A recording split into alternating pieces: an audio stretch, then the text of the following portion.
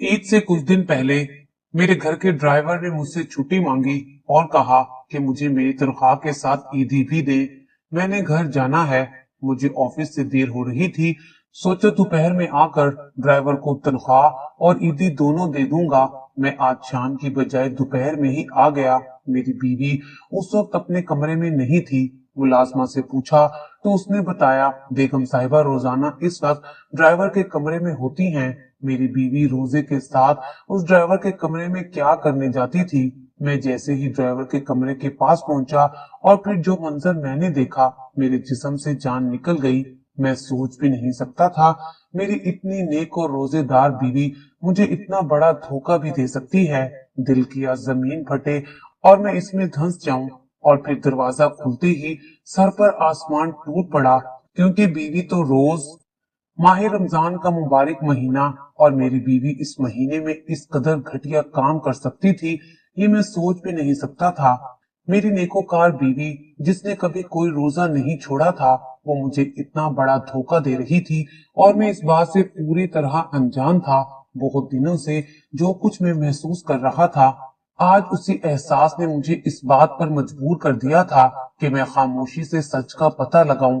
मुझे काफी दिनों से इस बात पे शक था कि मेरी बीवी ड्राइवर के साथ मिलकर कुछ ऐसा कर रही है जो नामुनासिब है। मुझे अंदाजा नहीं था कि वो मेरे पीछे ड्राइवर के क्वार्टर तक पहुंच जाती है। एक मालकिन का मुलाजिम के क्वार्टर में भला क्या काम हो सकता था। कई दफा मुझे चौकीदार ने भी बताया था कि मेरी बीवी दोपहर के वक्त अक्सर ही ड्राइवर के साथ घर से बाहर निकलती है। लेकिन जहां तक मुझे मालूम था, मेरी बीवी ना ही घर से बाहर निकलती थी और ना ही उसे अकेले कहीं जाने की आदत थी। तो फिर वो मुझसे छुपकर मेरे पीछे कहाँ जाती थी। बहुत सी बातें थी जो इस बात की तरफ इशारा कर रही थी कि मेरी बीवी मेरी पीठ पीछे मुझसे छुपकर कुछ ऐसा कर रही है और ड्राइवर भी इस सब में शामिल है। मैं अपने ड्राइवर अख्तर को तनख्वाह और ईदी देने के लिए क्वार्टर पर आया था। ड्राइवर के क्वार्टर से मुझे सरगोशियों की आवाज सुनाई दे रही थी। कमरे की खिड़की हल्की सी खुली हुई थी और ड्राइवर के जुमलों ने मेरी जान निकाल कर रख दी थी।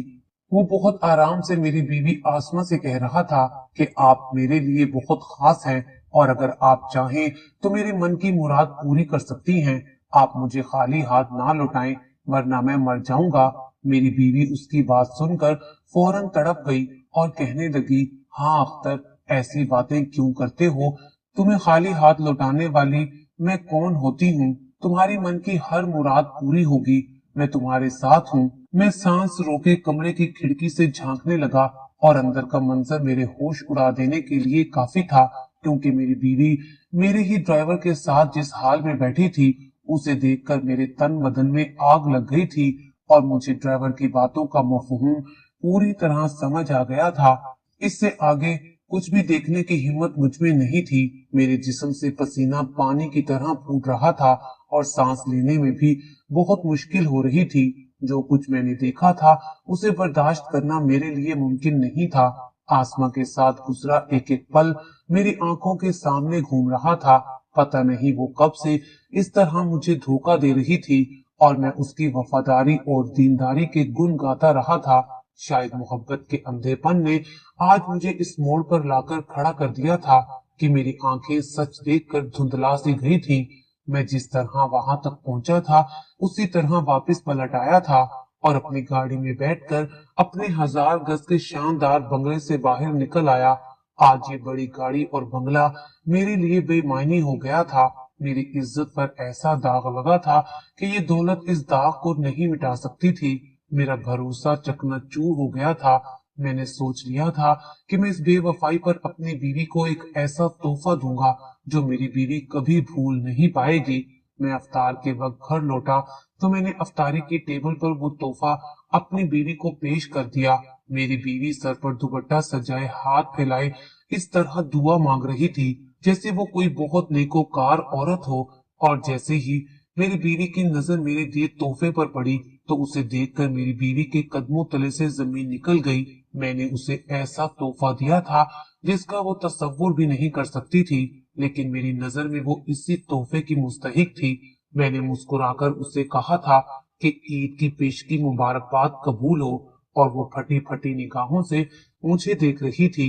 اس کے چہرے کا حال ایسا تھا جیسے کسی نے اس کے جسم سے روح کھینچ لی ہو۔ میرا نام تنویر ہے۔ میری اور آسما کی ارینج میرج ہوئی تھی، لیکن شادی کے کچھ ہی دنوں میں آسما نے اپنی خدمت اور خوش مزاجی سے میرا دل جیت لیا تھا۔ وہ بہت ہی سلیقہ مند اور دل جیتنے والی بیوی تھی، مگر مجھے یہ علم نہیں تھا کہ وہ یہ سب مجبوری میں کر رہی ہے، اور جس دن اس کی یہ مجبوری ختم ہوگی وہ مجھے اپنا اصل روپ دکھا دے گی۔ میں تو یہ سمجھ بیٹھا تھا کہ اسے مجھ سے محبت ہو گئی ہے۔ میری اور آسما کی عمر میں بہت زیادہ فرق تھا۔ شادی کے وقت وہ 18 برس کی تھی اور میں 32 سال کا تھا۔ دراصل آسما کے ماں باپ نہیں تھے اور اس کی دادی کو اس کی ذمہ داری پوری کرنی تھی، اسی لیے انہوں نے آسما کا رشتہ میرے ساتھ کر دیا۔ خوبصورت اور نازک سی آسما میری زندگی میں شامل ہوئی تو میری زندگی میں بہار آ گئی۔ جب سے میری اور اس کی شادی ہوئی تھی میں نے اسے کبھی نماز کو قضا کرتے نہیں دیکھا تھا۔ میں گھر سے نکلنے لگتا تو وہ مجھ پر پڑھائی کر کے حصار باندھتی اور ہر وقت میری کامیابی اور ترقی کی دعائیں مانگتی رہتی، مگر مجھے اس وقت یہ معلوم نہیں تھا یہ سب محض دکھاوا ہے۔ آسما کا میری زندگی میں شامل ہونے کے بعد سے بہت کچھ بہت تیزی سے بدلتا چلا گیا تھا۔ ہماری شادی کو تقریباً 3 سال ہونے والے تھے اور ان 3 سالوں میں نے اپنی بیوی کو بہت ہی نیک پایا تھا۔ اس سے بچت کر کے پیسے جوڑنے کی عادت تھی اور جس طرح اس نے پائی پائی جوڑ کر میرے کاروبار کو بڑا کرنے میں میری مدد کی، اس کی یہ خوبی واقعی قابل تعریف تھی۔ جب آسما میری زندگی میں آئی تھی تو تب میرے پاس ایک چھوٹا سا جوتے کا کارخانہ تھا جس سے میں مہینے کا اتنا کما لیتا تھا کہ ہمارا اچھے سے گزارا ہو جاتا تھا، مگر اس کے قدموں نے میری زندگی میں الگ ہی جان ڈال دی تھی۔ میرا کاروبار دن دگنی اور رات چگنی ترقی کرنے لگا تھا۔ کاروبار میں کوئی اونچ نیچ ہوتی تو وہ وظائف شروع کر دیتی۔ ہر وقت ایک الگ کمرے میں جائے نماز بچھا کر بیٹھی رہتی اور مجھے بھی وہاں نہ آنے دیتی۔ اس کا کہنا تھا کہ وہ تنہائی میں عبادت کرنا پسند کرتی ہے اور میں اپنی بیوی پر بہت فخر محسوس کرتا تھا جس نے ہر حال میں میرا ساتھ نبھایا تھا، لیکن مجھے یہ نہیں معلوم تھا کہ یہ تنہائی اسے مجھ سے دور جانے کے لیے چاہیے تھی۔ میری شادی شدہ بہن تھی، وہ جب بھی آتی تو مجھے یہ بات سمجھانے کی کوشش کرتی کہ آسما جیسے دکھتی ہے ویسی ہرگز بھی نہیں ہے، لیکن میں ہمیشہ اپنی بہن کو غلط ٹھہرایا کرتا۔ جیسے جیسے میرے پاس پیسے آنے لگے تو میں نے کارخانے کی جگہ نئی فیکٹریاں لے لی۔ میری زندگی کا رنگ ڈھنگ بدل گیا۔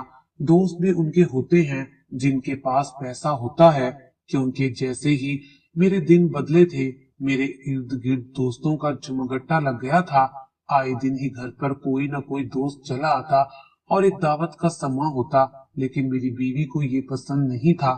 وہ میرے دوستوں کے سامنے بھی سر پر دوپٹہ جمائے نظریں جھکائے رکھتی اور کبھی کبھی تو کہتی کہ آپ دوستوں کو گھر نہ لایا کریں، اگر دوستوں کی دعوت ہی کرنی ہے تو باہر کر دیا کریں۔ مجھے یوں غیر مردوں کے سامنے آنا اچھا نہیں لگتا۔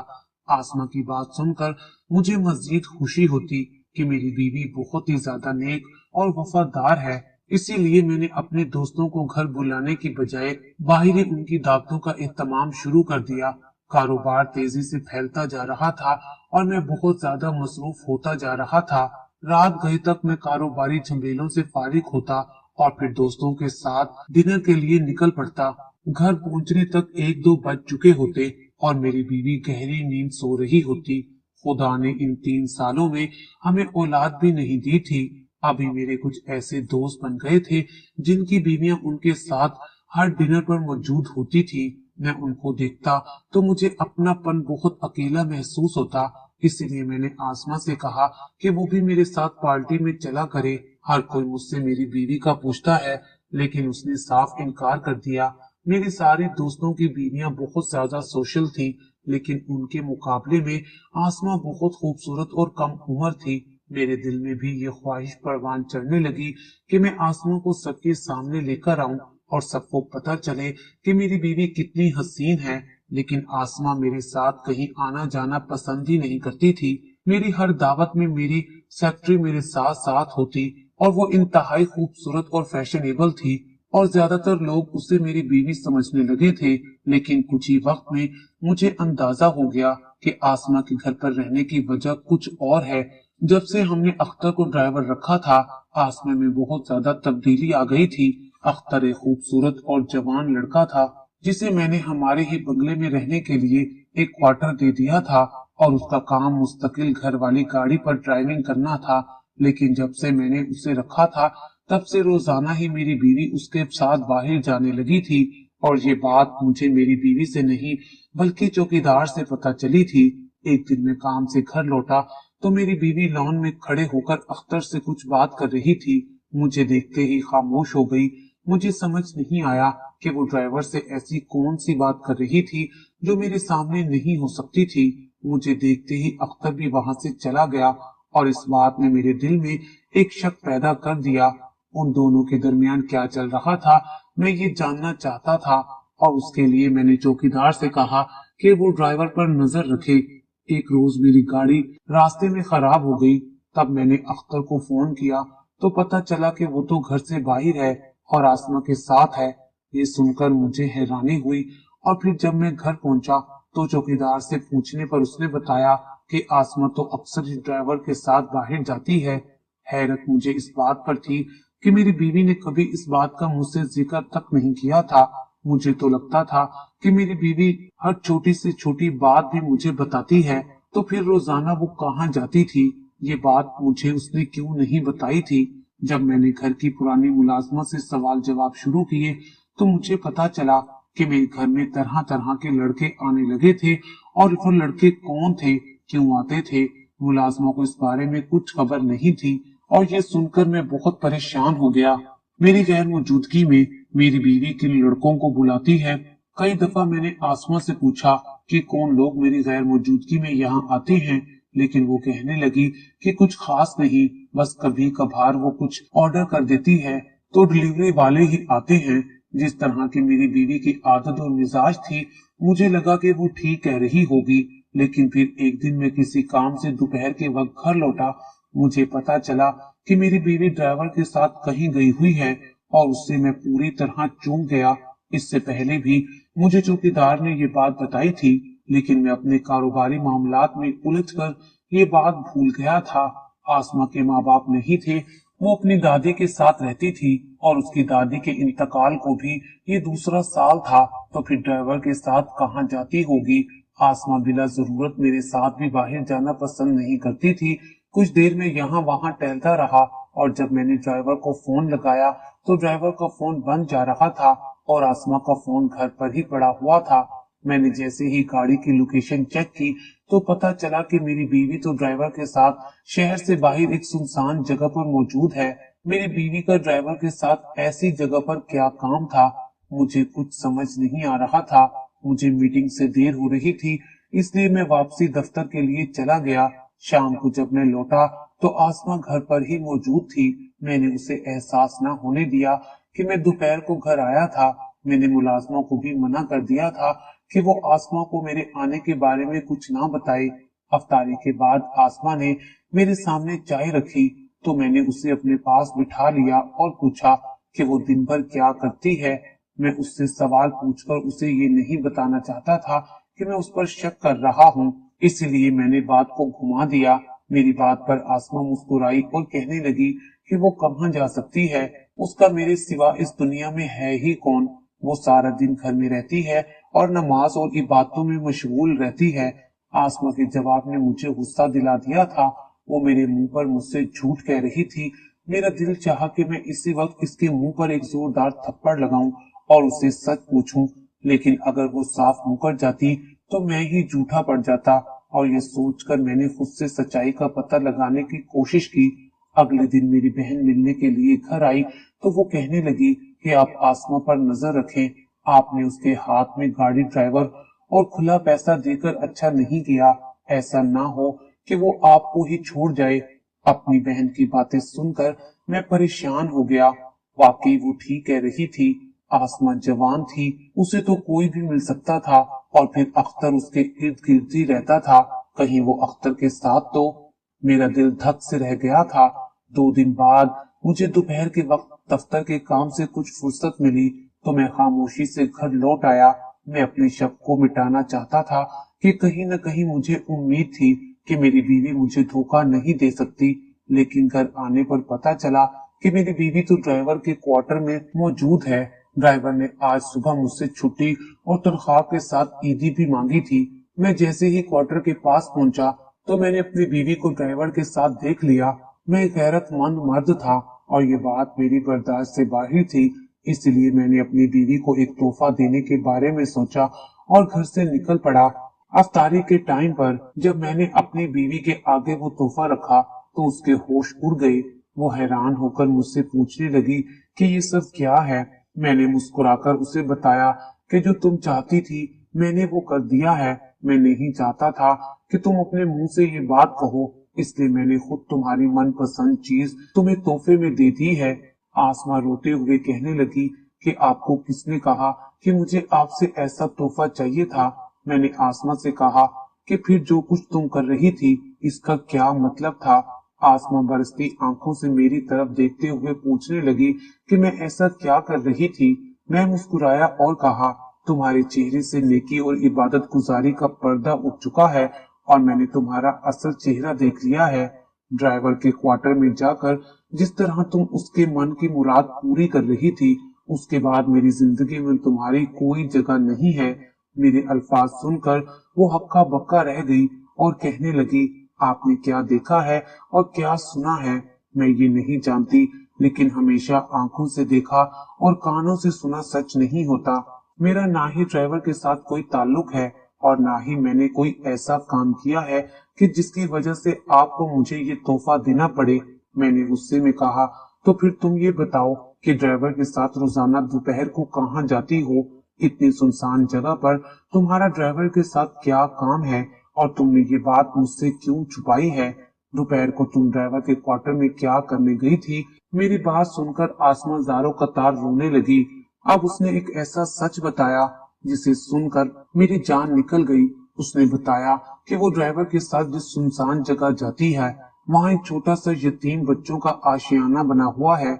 शादी के 3 साल बाद भी वो मां नहीं बन सकी। उसे इस बात का बहुत दुख था, इसलिए उसने यतीम खाने के बच्चों की किफालत अपने सर ले ली है और वो रोजाना दोपहर वहां जाकर उन बच्चों के साथ कुछ वक्त गुजारती है और उनकी जरूरियात का भी ख्याल रखती है। उसने ये बात मुझे इसलिए नहीं बताई क्योंकि उसे डर था कि मैं उसे वहां जाने से मना कर दूंगा, क्योंकि मैं हमेशा से उसे कहा करता था कि बे औलाद होने को अपने सर पर सवार ना किया करो। वो बताने लगी कि उसने कुछ बेरोजगार लड़कों को इस यतीम खाने में काम करने के लिए रखा था और वही लड़के अक्सर यतीम खाने के किसी न किसी काम के सिलसिले में घर आया करते थे। वो उन यतीम बच्चों के जरिए अपनी ममता की प्यास को बुझा रही थी और साथ साथ उसे इबादत के तौर पर भी कर रही थी, क्योंकि यतीम बच्चों की किफालत करने वाला बहुत बड़ा रुतबा हासिल करता है। उसकी बातों ने मुझे हैरान कर दिया था। मुझे बिल्कुल अंदाजा नहीं था कि वहाँ कोई यतीम खाना भी बना हुआ है। मैंने आसमा से पूछा कि वो फिर ड्राइवर के कमरे में क्या कर रही थी और उन दोनों के बीच क्या चल रहा था। उसने मुझे बताया कि ड्राइवर की बीवी हामला थी और उसकी कुछ महीनों से तबीयत बहुत ज्यादा खराब थी और अख्तर अक्सर उसी को लेकर परेशान रहता था और मैं उसे तसल्ली दिया करती थी। जिस रोज अख्तर के कमरे में गई थी उस रोज अख्तर की बीवी का गांव में ऑपरेशन होने वाला था और उसने मुझसे सुबह छुट्टी भी मांगी थी, मगर मैं उसे छुट्टी दिए बगैर ही ऑफिस चला गया था। बस वो इसीलिए बहुत ज्यादा परेशान था। वो चाहता था कि मैं उसकी बीवी और होने वाले बच्चे के लिए दुआ करूं, क्योंकि उसका मानना था कि आसमा बीबी की कोई दुआ रद्द नहीं होती, बल्कि उसके मुंह से निकली हर दुआ कबूल हो जाती है। वो आसमा से उस रोज दुआ करने का ही कह रहा था और आसमा के कदमों में बैठा रो रहा था। उस वक्त आसमा ने उसे खामोश करवाने की नीयत से कंधे पे हाथ रखा और मुझे लगा कि शायद वो आसमा से उसकी कुर्बत की ख्वाहिश कर रहा है और आसमा इसके लिए राजी है। मेरी आंखों ने जो कुछ देखा था वो सब कुछ सच होते हुए भी सच नहीं था। अख्तर आसमा को अपनी बहन समझता था और उसकी बहुत इज्जत करता था और उसकी नजर में वो अल्लाह वाली थी और वो आसमा से अपनी बीवी और बच्चे के हक में ही दुआ करवाना चाहता था। आसमा यतीम खाने के ही किसी न किसी काम से अक्सर ड्राइवर को क्वार्टर की तरफ जाया करती थी, इसीलिए मुलाजमा ने मुझे गलत मालूमात दी और चौकीदार भी मुझे सही बात ना बता सका। ये जानकर के आसमा बेकसूर है और वो वाकई ही नेक और सच्चे काम में लगी हुई है, मुझे अपनी गलती पर पछतावा हो रहा था।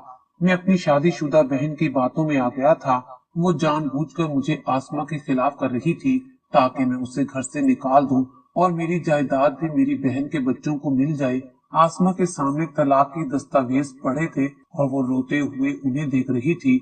मैंने अभी उन कागजात पर दस्तखत नहीं किए थे, इसलिए आसमा का सच जानते ही मैंने उन कागजात को फाड़कर हवा में उड़ा दिया था और आसमा से माफी मांग ली थी कि मैंने गैरों की बातों में आकर उस पर शक किया था। आसमा ने मुझे दिल से माफ कर दिया था। वो वाकई एक नेक औरत थी जिसकी दुआओं में बड़ी तासीर थी। मैंने उसी वक्त अख्तर को बहुत से पैसे देकर उसे उसके गांव रवाना कर दिया था। अगले रोज अख्तर की कॉल आई और उसने बताया कि उसकी बीवी खतरे से बाहर है और उसकी बीवी ने एक सेहतमंद बच्चे को जन्म दिया है। अख्तर और उसकी बीवी मेरे और आसमा के बहुत शुक्रगुजार थे कि हम दोनों ने उनकी मदद की थी और मैं अपने आप से बहुत शर्मिंदा था जो अपनी बीवी को नहीं पहचान सका था। 2 दिन बाद ईद थी और मैं अपनी बीवी को शॉपिंग करवाने के लिए बाजार ले गया था। मेरा दिल आसमा के लिए साफ हो चुका था और हमारी जिंदगी में फिर से बहार आ चुकी थी।